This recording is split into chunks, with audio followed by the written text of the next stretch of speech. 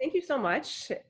We are now at the top of the hour, and we have a good group of people who are joining us. I know some will continue to trickle in as we dive in here, but there's a lot to cover, and so we want to make sure that we maximize this hour together. First of all, I'm Carrie Saratovsky. I help lead the Safety, Respect, Equity Coalition team. I want to begin with some gratitude. Gratitude to all of you for making the time to be with us today for our latest webinar in a series, which is today focused on executive responsibilities and creating a respectful, safe, and productive workplace. This webinar is part of a series that is going to focus more deeply on various elements of the SRE Coalition standards. And I want to extend my gratitude, of course, to our speakers, Jonathan Segal and Natalie Hrubos. I will intro them in just a minute or two.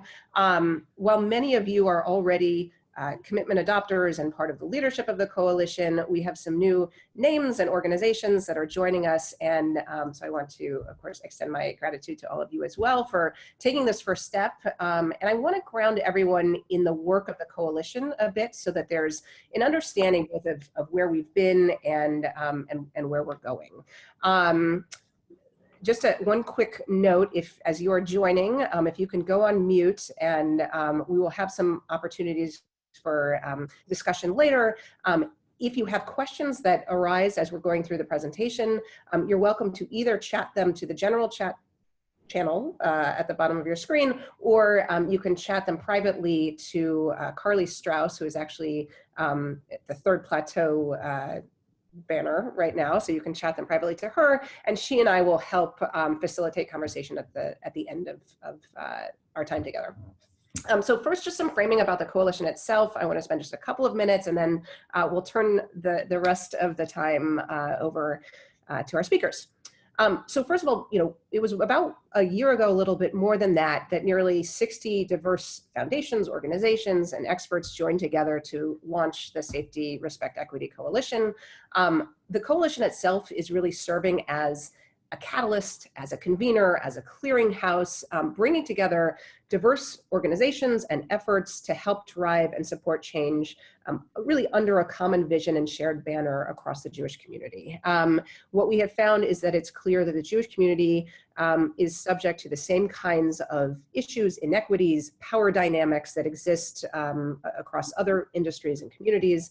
And, and we believe that it is our ethical responsibility as Jewish leaders to raise our voices and take meaningful action.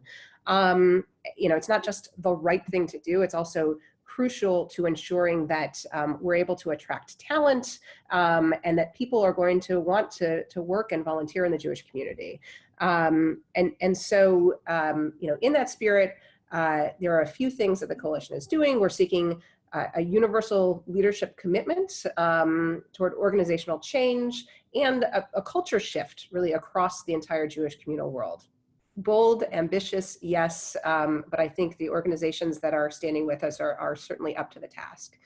Our theory of change really posits that while we have to improve individual organizations and the way that they operate, we also have to address the wider cultural problems around sexism and gender bias and inequity that prevent women's leadership, and really allow misconduct and discrimination to persist. So we are, to date, we're about 100 organizations that have adopted the commitment, spanning movements and geography and size and areas of focus. And all of these organizations, many of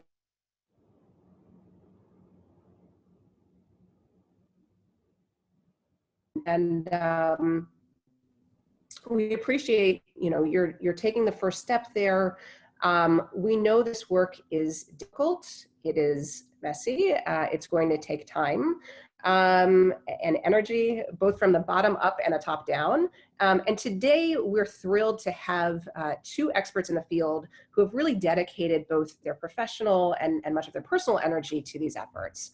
Our webinar series, as I mentioned, is an opportunity for us to dig into the various components of the coalition's standards, and we are pleased to be able to really focus in on the leadership and accountability piece with Jonathan and Natalie today. So without further ado, very quickly, Jonathan is a partner at Duane Morris.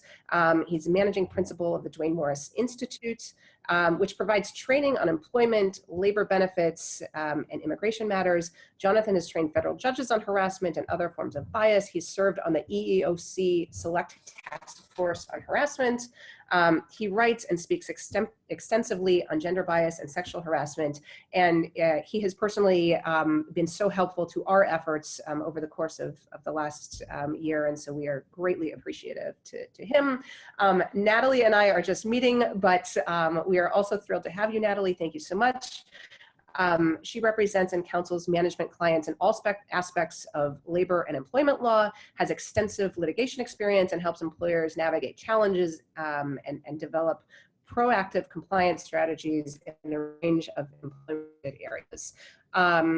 Thank you to both of you. Again, just a quick housekeeping reminder. If you are just joining us, if you can remain on mute, if you have questions, you can either chat them to the general chat channel at the bottom of your screen, or if you would like to not identify yourself and privately chat, you can do so to Third Plateau. That is Carly behind the screen, and we will facilitate dialogue then.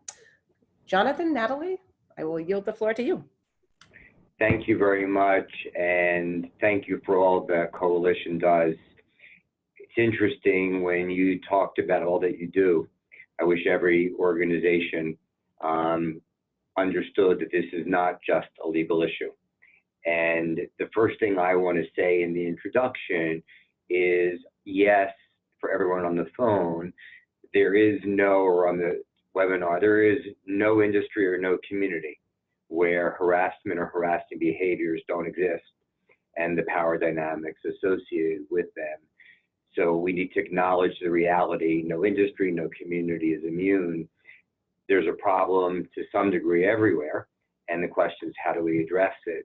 And sometimes the question is the why, and I think the Coalition answers that, but I'm just going to go down real quickly and say, yeah, a lawsuit in this area can wipe you out, and even if you win, your legal fees can be substantial, so we can't ignore the law. But as you'll hear when Natalie and I talk, we're going to talk much more about going beyond the legal imperative and looking at culture. This is, as I couldn't agree more, an ethical issue. It's important because there is a legal responsibility, but also an ethical responsibility to avoid harm to individuals, to have a culture of safety, physical and emotional. We also want to make sure that our employees feel comfortable so that we retain them. And organizations get reputations so we can attract them. Having employees be comfortable is an important part of inclusion, and inclusion is critical to advancement, and that includes equity at the top. It's a mission imperative. If employees are spending time navigating what may be harassing behavior, even if not unlawful, then that organization, that individual won't be as successful as she or he could be, and nor will that organization. And then there's the reputational risk. There are a lot of times where employers win claims, including in the Jewish community, because the conduct is bad, but not bad enough to be illegal. But to me, that's not a win. The wins are the cases you don't have, because you have a culture that has a clear message that respect and civility are the norm and bad behaviors are unacceptable, so that where they occur, they're not, people don't feel inclined to go along to get along, but to shut it down. With that background, we're going to go over 8 key areas, and I'm going to ask my colleague and friend Natalie start with the first kind of core executive responsibility. Okay, thanks, Jonathan. I just want to echo your comments about the importance of the work that the organization does, and say I'm really happy to be able to be here today and have this opportunity to have a conversation with you all. So thank you all for joining, to those of you who are on the line. The first executive responsibility is that leaders must engage in and model respectful and civil conduct. And that makes sense, right? Because leaders set the tone for their organization. And what that means is that, you know, when you're a leader at your organization, as I'm sure many of you on the line understand, your employees are paying especially close attention to what you say and what you do. And so it's really important for leaders to model the type of behavior that they want to see in their employees. And you'll notice that with this particular responsibility, the focus here is on positive behaviors, because being a leader in this area is not just about refraining from negative behaviors. It's not just about, don't do this, don't do that, although that obviously has its place as well, and we're going to talk about that on the next slide. But for purposes of this responsibility, it's equally important to model those positive behaviors, respectful and civil conduct. And sometimes that can be really straightforward, like, for example, showing empathy and understanding to an employee in a difficult situation, showing gratitude, showing that you are cooperative and helpful in a difficult situation. And sometimes it's just a matter of being nice even when you're frustrated. There's all sorts of positive behaviors, and these types of positive behaviors, those are the behaviors that are going to contribute to the type of culture that you want. One that is about civility and respect and safety for employees and free of the harassing conduct, abusive conduct, and other problematic conduct. And so it's really important for leaders to lead by example in this particular context. And so we can move to the next slide, and we will talk about something that's equally as important as those positive behaviors. It is so important to refrain from the negative behaviors, the harassing and other unacceptable conduct. And most of you on the phone probably know harassment based on a protected class is illegal. And there's a legal test for when harassment rises to the level of illegality. It involves it being, sufficiently severe or pervasive, affecting the terms and conditions of an individual's employment. And so it goes without saying, most of you probably know that, that's illegal, and that executives should refrain from engaging in illegal harassment. But you didn't need us to tell you that. And this slide is about so much more than that. It's about refraining from, as an organization and individually, refraining from a broad spectrum of unacceptable conduct, even if it's not based on a protected class, and even if it's not rising to the level of illegal harassment. And so one example of that might be, making a sexist joke. And I'll use air quotes for that. Since we have the video, you can see me, the joke, not a funny joke, but let's say somebody is joking around and makes a sexist joke. That in and of itself is not illegal. And so, that would not be considered, it wouldn't rise to the level of illegal harassment typically, but it's still not appropriate for the workplace. And so, it's really important for the organization to prohibit that broad spectrum to encompass conduct like that, even if it doesn't rise to the level of illegality. And abusive conduct is another category of inappropriate conduct that should be prohibited by policy, and obviously executives should be refraining from that type of conduct. So an example of that would be yelling at someone. It may be that you're not yelling at that person, because of their membership in a protected group, so this is not illegal harassment or conduct, but it's still a problem. And it's a problem for a number of reasons. And first and foremost, it's not consistent with that culture of respect and civility and safety that we should all be trying to cultivate. It can also create morale issues, retention issues, and have other negative impacts on employee relations issues.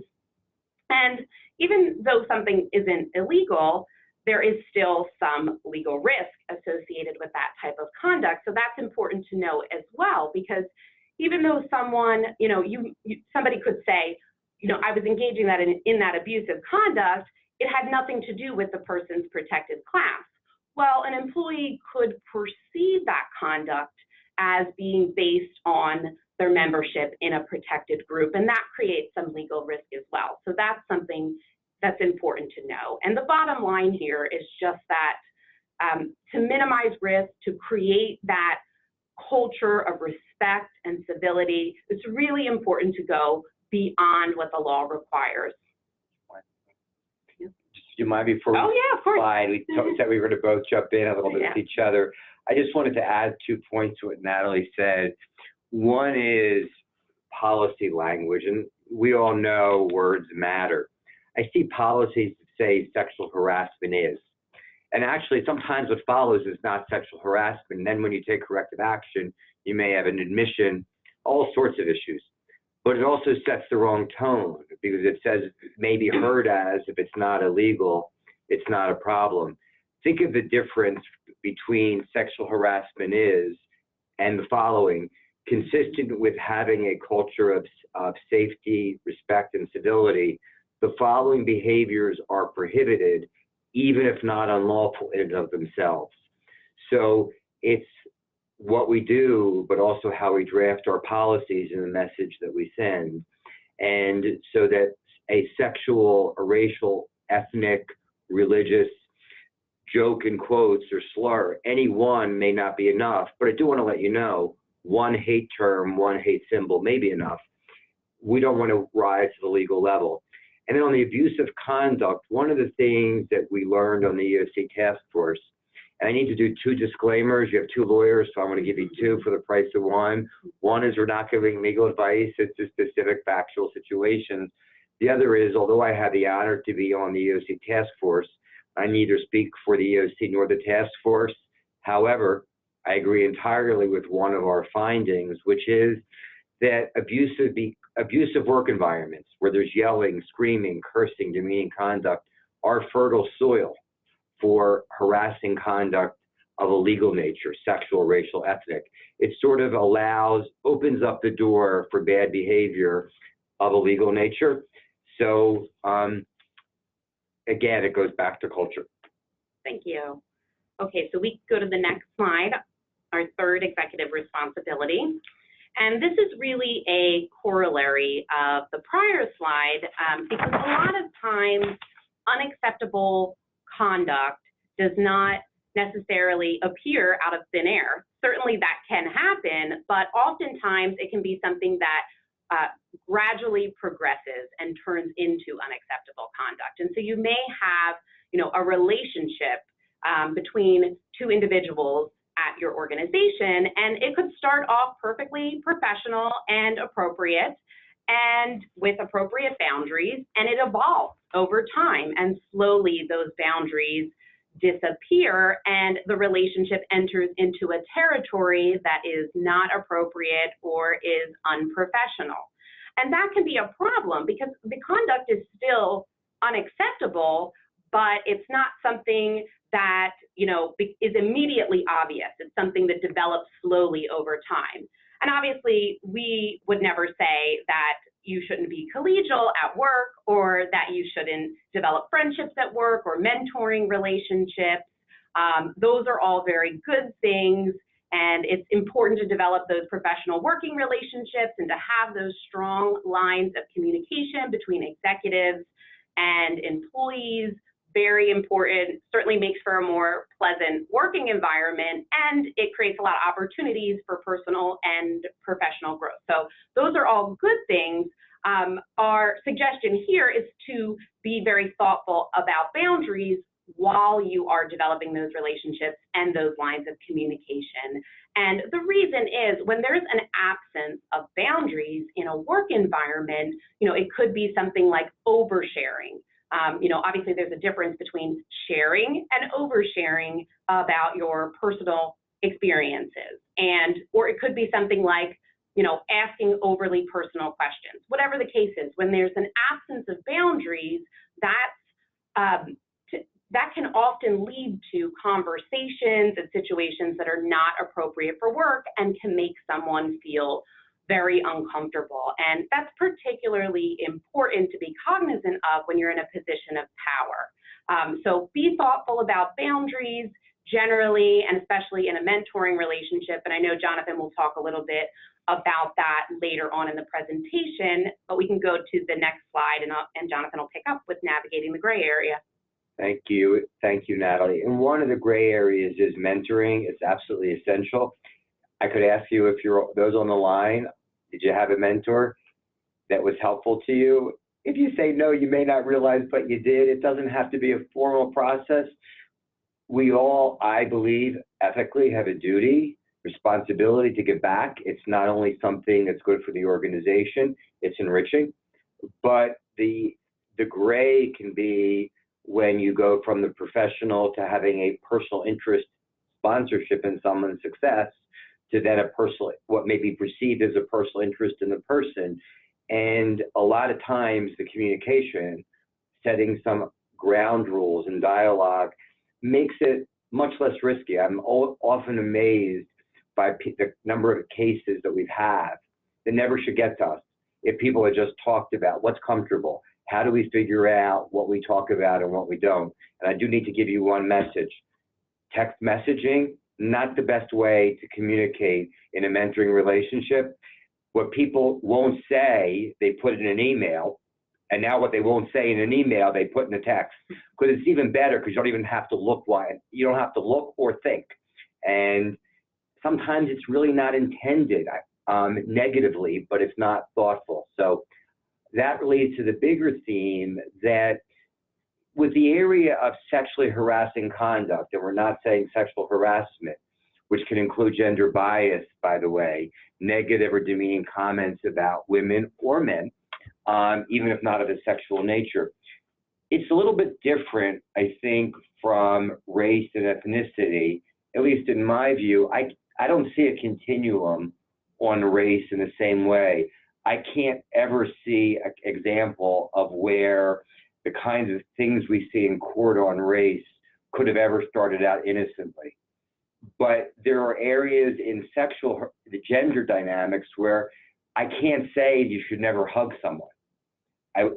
We want to go for civility, not sterility. And the question is, in organizations where you have a caring culture, how do you maintain civility but not suggest to people that anything you do is high-risk activity, because that only pushes people away. So I think, again, it's being thoughtful about human interaction, and that there's a difference between saying you look nice to someone you've worked with for 10 years and someone you don't know in the hallway and saying you look attractive today. They're kind of obvious distinctions. But again, you look nice, then you look nice in that's a nice suit, then you look nice in that suit, and it gets progressively more problematic. We need to be thoughtful about whom we compliment, the circumstances, like do we know them? Not a good idea to say to someone, what's your name so I can compliment you? Do we have an existing professional relationship where contextually people have an idea on boundaries? When is it said? If it's great job, great job, great job, you look nice, that's not okay, even if it's only you look nice. How often is it said? And the same thing with the issue of hugs. Every one of us, I hope what you'll do is ask yourself the question sometimes, where do I need to be careful? For me, sometimes it's not natural when I work with someone to shake hands. It's more natural for me to give someone a hug. I'm more thoughtful about it. I recently went to a client and they said to me, what's this? You won't give a hug after 25 years? But I now know it's really clear. So we kind of want to be thoughtful about the when and the where. And my view is when it comes to the human interaction, just being a little more deliberate and less reflexive and thinking about, and our brains can process so much data in such a quick period of time that if we think about what we say to someone, if someone came into your office, I'll ask the question and you could give me your thoughts. They had long hair. And then a woman comes in and she comes in with short curly hair, having had long straight hair. Could you say, I like your nice new hairstyle? No, I wouldn't say you look a lot younger. I wouldn't say it's about time you did something with that hair. But if you said nothing, do you then run the risk of the person thinking, though you notice even the fact I've worked with you 20 years? So these are areas where we need to be thoughtful, because my opinion, saying nothing may be a risk too. So civility, not sterility. And that leads to the next slide, which is employees may come to you and you really need to be thoughtful about what you say and what you don't say. First of all, when someone makes a complaint, it's not often someone says, I want to let you know I think someone's engaged in hostile work environment behavior because of my sex that's severe or pervasive, etc. They may just say something like, well, you know, I'm not really comfortable with him, or do I have to go on that trip with her? Listen to the implicit complaints, because sometimes that's where they are. Someone who leaves the room every time someone comes in. I would go up to them and say, I notice you leave whenever Jeff comes in. Is he harassing you? But you could say, I notice you've left the room a few times. Why? So point number one is sometimes complaints are not, I wish to complain. But sometimes people do say they want to make a complaint.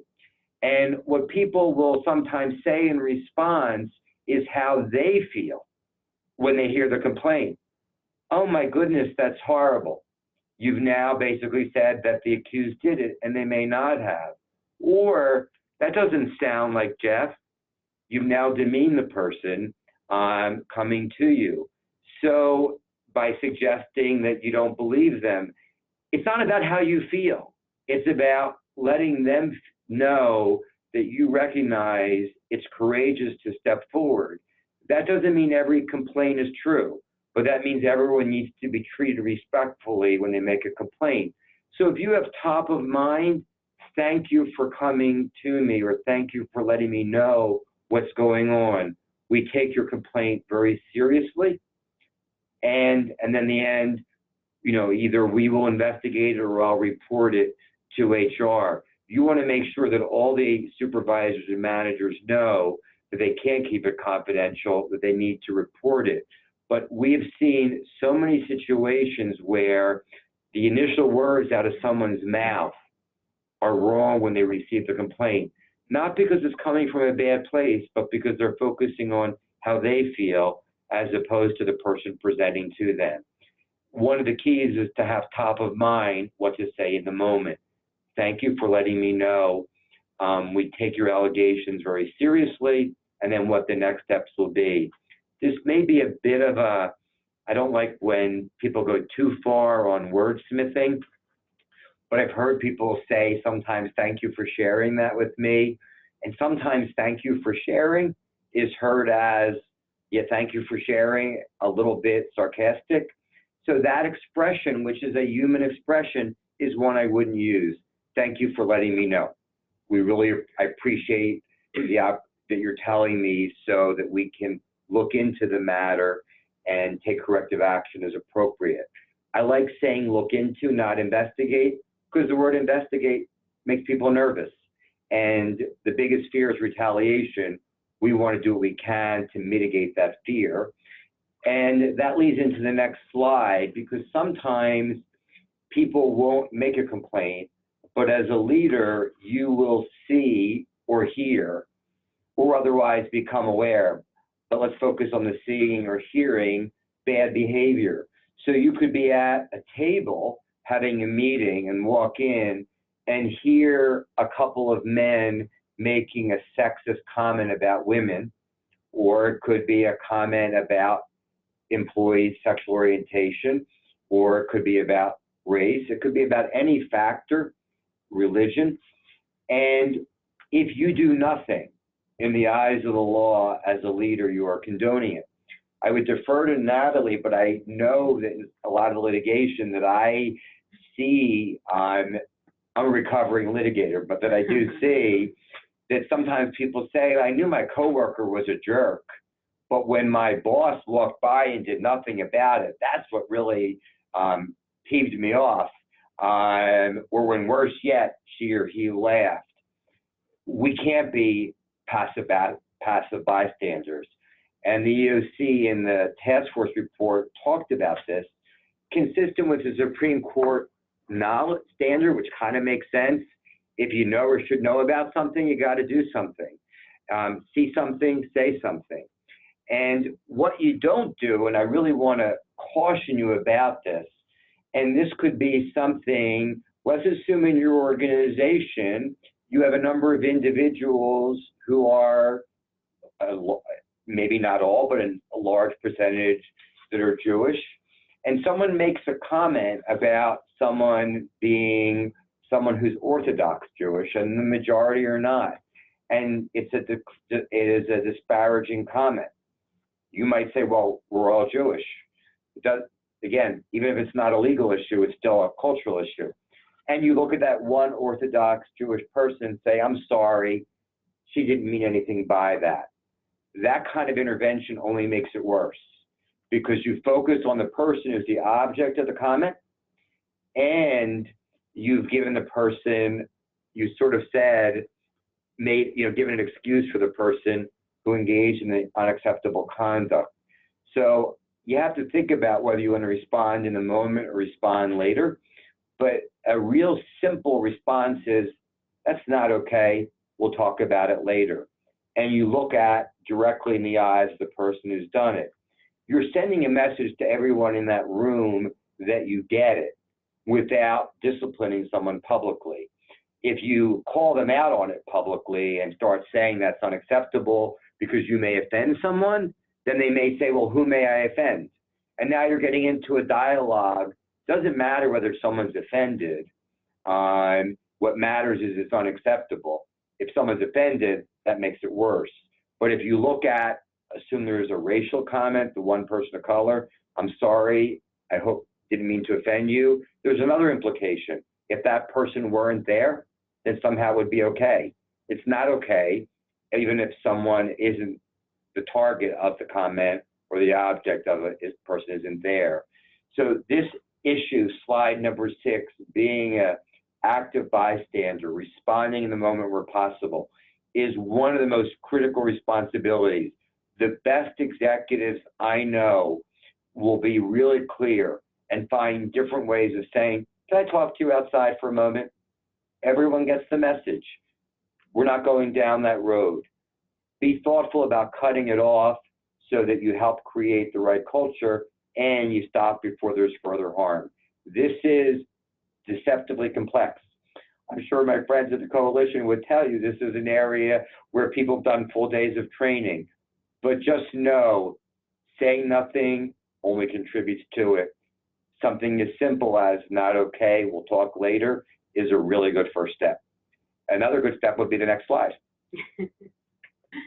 So the next slide talks about the next step in this process, which is remedying harassing, abusive, and unacceptable conduct. It's not enough to prohibit it as a matter of policy and identify it when it happens. We actually have to take steps to remedy that type of conduct. And obviously, we're required by law, if the conduct rises to the level of illegal harassment or illegal conduct, to remedy that promptly. But it should be the same if, even if it's unacceptable conduct. So that's just some important background. Whenever we're taking steps to remedy that type of conduct, we want to make sure that we're consulting with our HR function. And the reason for that is that, you know, we want to be consistent across the organization in terms of whether we're taking corrective action and what type of remedy we're proceeding with, and what level of corrective action. And HR is in a really good position to do that because they'll have a sense of how similar situations have been treated across the organization. We also strongly recommend, when you're talking about corrective action or delivering corrective action, to focus on the unacceptable nature of the conduct rather than labeling it as illegal harassment. And that's important because, well, first we'll just kind of leave that to the courts deciding whether something is illegal. And there can be some legal concerns with doing that. You know, it could be construed as an admission on the part of the organization. There could be concerns about defamation. So we suggest that you keep the focus on whether the conduct is unacceptable or not. And then in terms of proceeding with corrective action, it needs to be prompt and proportional to the conduct in question. And it's also important that it be designed to prevent future harm, so further harassing, abusive, or other unacceptable conduct. And what that might mean is that, depending on the circumstances, it might be that a warning is not sufficient under the circumstances to prevent future harm. And so it may be that a relationship needs to be terminated. That might be something that's necessary under the circumstances, or somewhere in between. And it could be that means that a high performer or a very important person at the organization, they could end up having their employment terminated as a result of engaging in inappropriate conduct. And there's no exception to this rule. The policy should be applied regardless of whether someone's really important at the organization or a high performer. That goes a long way toward, sending that message that this is the culture that we want at the organization and there are no exceptions. So we can move to the next slide. And this is a really important component of creating this culture and ensuring that those who feel that they have been subject to harassing conduct or unacceptable conduct are not discouraged from coming forward and complaining about it or just bringing it to someone's attention. And so it's important to refrain from retaliatory conduct, of the broad spectrum of retaliatory conduct, regardless of whether it's unlawful. And that prohibition applies to anyone associated in any way with the complaint, whether it's a witness, someone participating in the investigation, or associated with the complainant. And we can move to the next slide. And this slide fleshes out for us a little bit in terms of what does retaliation look like? How can it manifest in the workplace? It could be a number of tangible employment actions, terminating somebody's employment, taking disciplinary action, but there are other ways to affect someone's material terms and conditions of employment. So it may be that the person feels like before they made the protected complaint, they were getting great assignments, and then after they made the protected complaint, not so much. Retaliation can also start to morph into a form of harassment. And so, an example of that might be giving someone the silent treatment or finding fault, nitpicking, that sort of conduct. So there's a lot of ways that retaliation can manifest itself in the workplace. And it's important when you have someone who has raised that kind of an issue or made a protected complaint, if you're going to be taking some action that could affect the terms and conditions of their employment, be cognizant of how that is perceived by the individual, how that could be perceived. That's not to say that you can't manage performance as needed, but you just want to do that in a really careful way, possibly in consultation with counsel to minimize the risk in that circumstance. So we can go to the next slide, and this is just a couple of reminders related to refraining from engaging in retaliatory conduct. The fact that the complaint lacks legal merit is not going to be a defense to unlawful retaliation, and the fact that retaliatory conduct is not severe enough to be unlawful, also not a defense to corrective action. And I'll turn it over to Jonathan to talk about rebooting the relationship. And I'm going to wrap this up in a few minutes so we have time for the questions. But on the prior slide, take a look at your policies, because so many policies say we won't retaliate against the complainant, but they forget there's no discussion of witnesses or others involved in the investigation. And preventing retaliation isn't just policy, it's what we do. It's human nature, if someone makes a complaint, not to be happy about it if you're the object of it. And one of the critical things is to reboot it. What we often see is that people may avoid someone, and that avoidance often can be a form of retaliation. This 8E, we could spend 2 hours on rebooting the relationship, but I just want to call out to you that I think is one of the most important things. You can have a safe culture where employees will feel comfortable stepping forward if they fear retaliation. If there's almost an existential denial of someone's existence, I'll talk with you in a meeting if I have to, but I'm not going to say hello to you when I see you.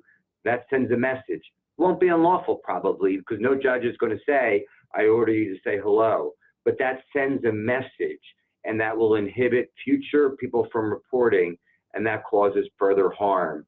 And that leads to the last thing I want to raise, and I'm just going to raise it in the next slide very quickly, and that is, this is, for me, my biggest fear.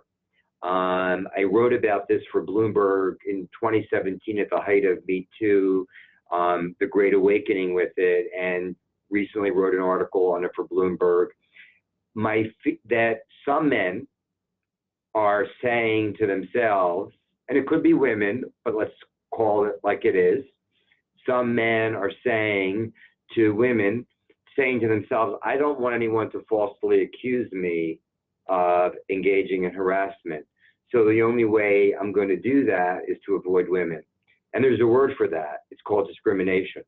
Discrimination is not a strategy for avoiding harassment claims. It's inconsistent with having an inclusive culture. So we as executives need to be thoughtful about it. And if we see it, we need to respond to it. If a man says he won't have his door closed with a woman, then the answer is you don't have to have it closed with a woman, but you can't have it closed with a man. You can't have a double standard. And I think we need, in every organization, because there are ways to do it, be thoughtful. There may be times where you need a dinner meeting. You don't want to say, well, I'm not going to ask if you're a woman, a man, because he may think it's a come-on, or same-sex, man-man, or it could be any combination. We need to think about how we ask, where we go, whom we invite, what we talk about. I hear from a lot of executive women, more in confidence, that I'm worried that now I'm being excluded. I'm not saying I want there to be bad behavior, but if I'm in the room, I can say, knock it out, knock it off. If I'm excluded, I have no opportunity.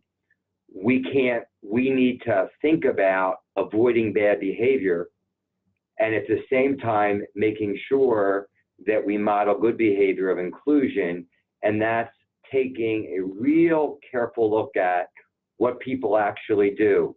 I'm going to give you one suggestion, then we'll open it to questions. For one organization, besides spending 2 hours with leadership on how they can engage in cross-gender inclusion, mentoring, etc., every employee is being asked, name some individuals who provided opportunities to you. And if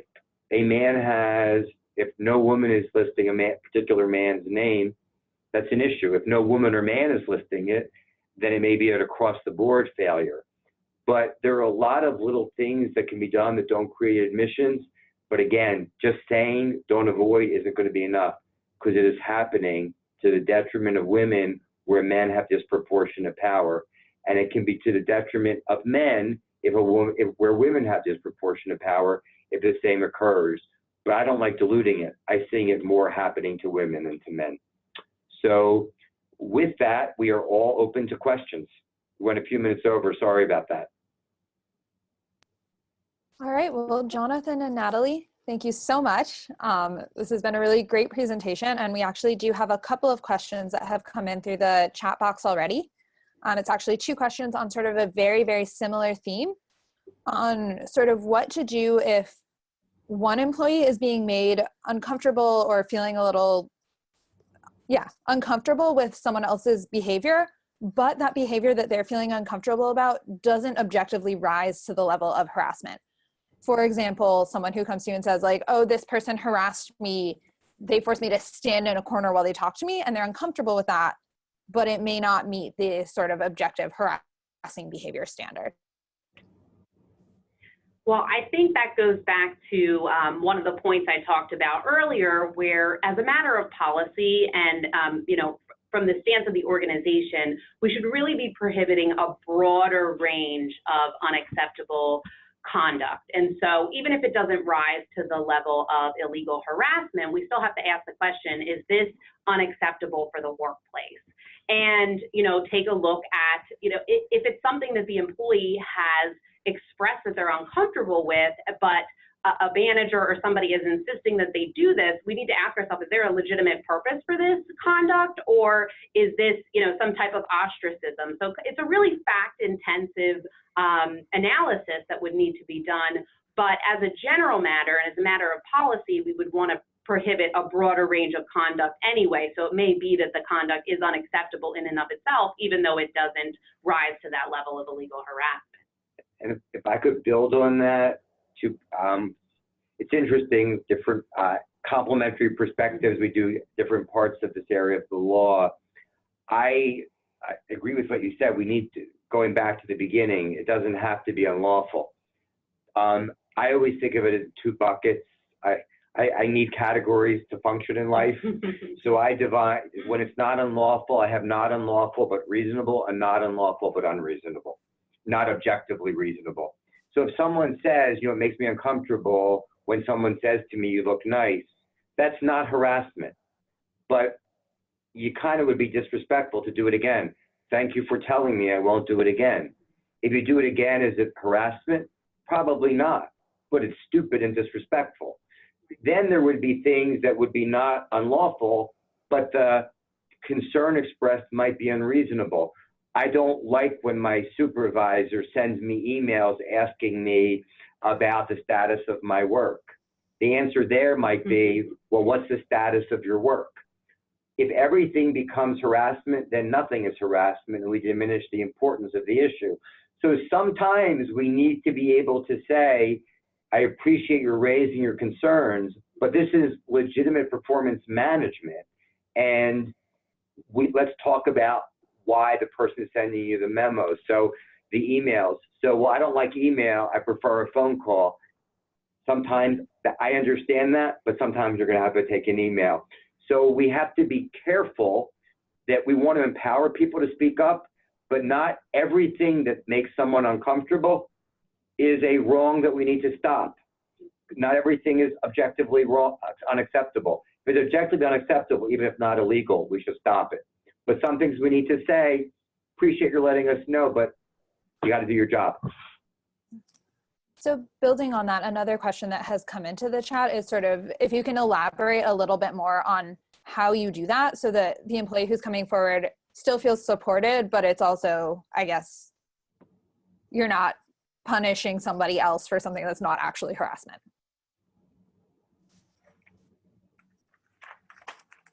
Yeah, I mean, in terms of the actual conversation, I think it makes sense to acknowledge, you know, the employee, the way the employee is feeling, and to, you know, practice active listening in that context, and get an understanding of, you know, why is the employee feeling like that, or what is the issue? So it may be asking for an example or a little bit more background, but asking open-ended questions to really make sure that you understand, you know, the situation, and making sure that you're not making an assumption about what's going on. So sometimes it can be a little bit more investigatory to really get at the issue. I think that's part of the process there. And if it's something that you've determined, and maybe you don't do it in that particular moment, like you don't have to make a decision right in that particular moment. A lot of times it might make sense to, you know, have a conversation with the person who is engaging in that conduct and understand what happened from their side of the view, or give it some thought, check the policy and the like, to you know, make sure you understand the full set of circumstances before you make a determination of that. But if at the end of the day you've decided that the manager or whoever it is hasn't done anything inappropriate, you know, then I think that's okay to communicate to the employee, but you want to do it in a compassionate way, and in a way that doesn't diminish the person's feelings. And, you know, Jonathan kind of alluded to this earlier. If it's something that makes the employee uncomfortable, maybe you're not going to acknowledge to that employee that, you know, what the manager did was unacceptable, but maybe you do talk to the manager and say, look, if it's something that's making this employee uncomfortable, then maybe we don't continue to do that, or can we approach it in a different way? Like, there could be some sort of compromise solution that might be appropriate to minimize conflict in the workplace, which is also important as well. But sometimes there's going to be, you know, situations where there isn't an easy resolution, and you just have to make the best decision and do it in a compassionate way and move forward, because people are just at odds and they don't agree on it. Yeah, we wanted to do this where we just both sort of gave complementary perspectives. I think Natalie highlighted a really important point. There are 3 steps in this. One, listening to the person, really appreciate your letting me know I'm going to look into this. Don't make a judgment on the spot because you could be wrong or right. You have no idea. Then you talk to the person who's allegedly made the person uncomfortable or has made the person uncomfortable. And if your conclusion is that this is a performance issue, then you might go back and say, I really appreciate your coming to me, but I spoke with Diane and she explained to me that there have been 3 or 4 deadlines that you've missed, and that's why she's been following up with you to make sure. Well, that makes me uncomfortable when she follows up with me. Well, then let's talk about how you get the deadlines done, meet the deadlines. So there's no need for the follow-up, but you do need to meet the deadlines, and maybe there's a way we can talk about it.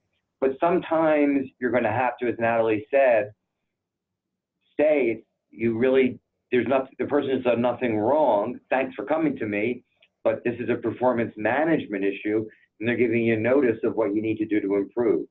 But there are 3 parts: receiving it, which is always thanking, looking into it, softer word for investigation, and then following up. And even if there's a legitimate reason for what the manager has done, sometimes, and Natalie, I think, referenced this in her comment, sometimes it's like, well, it really makes me upset because she or he does this in front of other people. Well, you know what? People have a right, if someone's not meeting performance expectations, they should be told, but they shouldn't be told in a way where they feel demeaned. So sometimes there are areas of legitimate concern, but a better way to do it. And sometimes it's kind of finding that area of what's, through active listening, what's the real issue. Great. Thank you so much. That's really helpful. We've got another question that's come in through the chat. How do you bring nuance to dealing with these issues when everything in our culture right now is so black and white, hero and villain? I'll take the first shot at this one. I need to say that every time I look on Twitter, I think there's no nuance left in the world. And then I realize I need to get off Twitter. I think one of the best things to do at times is to be very candid with employees in dialogue. And again, I feel like I'm stuck in buckets no, I'm a cat lover, so I'll go into boxes. One box would say there are certain things that are black and white. Never is a sexual assault okay. You belong behind bars if it occurs. Never is asking for someone for sex okay. Never is a racial slur okay. Never is mimicking a disabled employee's walk okay. Those are black and white. But there are some things that are gray. Let's talk about things that may be gray, where nuances matter, such as a compliment, such as a hug, such as where you stand when you talk with people.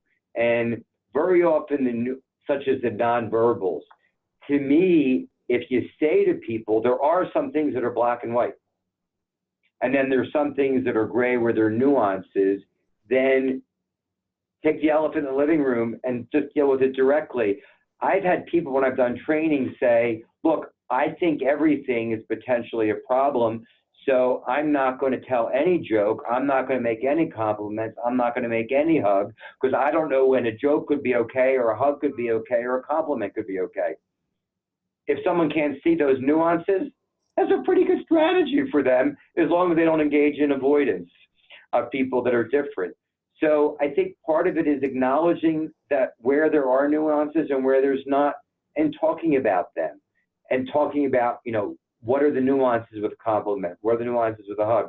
I never thought when I went to law school I'd be spending I get about 5 calls a week about safe hugging, but there are nuances that go into that. So to me, it's talking about it.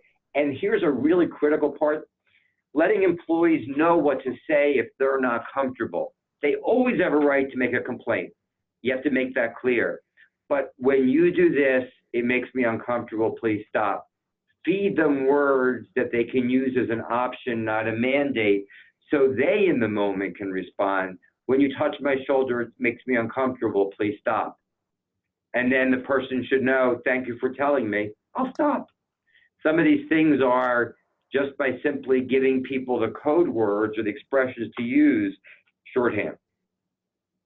Right, and I think also related to that, this is where training for managers and employee education can be really critical, because, you know, some things might seem black and white, but they're very nuanced, or vice versa. And, you know, training managers to understand the policy, what's prohibited, what is very black and white under the policy, and what some examples of inappropriate conduct could be, and how the nuances could come into play. Giving, you know, employee education on what that looks like can be helpful to, you know, give some clarity to what's prohibited under the policy. So I think that's an important component. And I'd like to, if I can, use that question to make 2 points. One is, I know I was once in a circumstance where someone made what I thought was an anti-Semitic comment, and I was the only person, I believe, Jewish in the setting, and I wasn't wearing my I am Jewish t-shirt, so no one knew. And I was reluctant to say something, even though I had power in that setting. Just because you're a woman doesn't mean that you don't have a right and a responsibility to respond. And I think all of us sometimes, if we're in the group, may be afraid of being seen as, I didn't want to be seen as oversensitive, so I was reluctant to say something. It's not being oversensitive, it's being sensitive. And we have to be careful not to worry too much about how we're seen. We have to just say it really in a matter of fact, because I have seen situations, quite candidly, where women have not said things because they didn't want to be seen as oversensitive, be called hypersensitive, when they should have. And then the second thing I wanted to mention on this issue is, you as a leader, someday someone may come up to you and say, that made me uncomfortable. And you might say, I'm sorry, I didn't mean to do that. That is a human reaction. That's not the best reaction. I didn't mean to do that shifts the focus to make you uncomfortable. It's all about you. I'm fine, it's your comfort level. Thank you for telling me. I won't do it again. Or thank you for telling me, but let me explain to you why I do it. But I didn't mean to offend you is human. But what it does is it shifts the focus. Please don't do that, because if you're human, and you're going to make mistakes, and you want people to come to you and tell you. So you got to make it easy for them to do so. Great. Thank you so much. I see that we have about 1 minute left. So if anyone on the lines wants to unmute yourself and get in one quick last question, go for it. Or if not, we can wrap a minute early.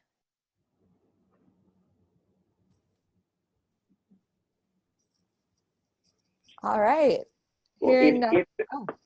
If there are no other questions, I'll take the 30 seconds and just want to thank the coalition for the fantastic work that you're doing in setting standards for organizations to look at that will make them stronger from a workplace, stronger from a communal place, help employees feel safe, help people that may worship feel safe.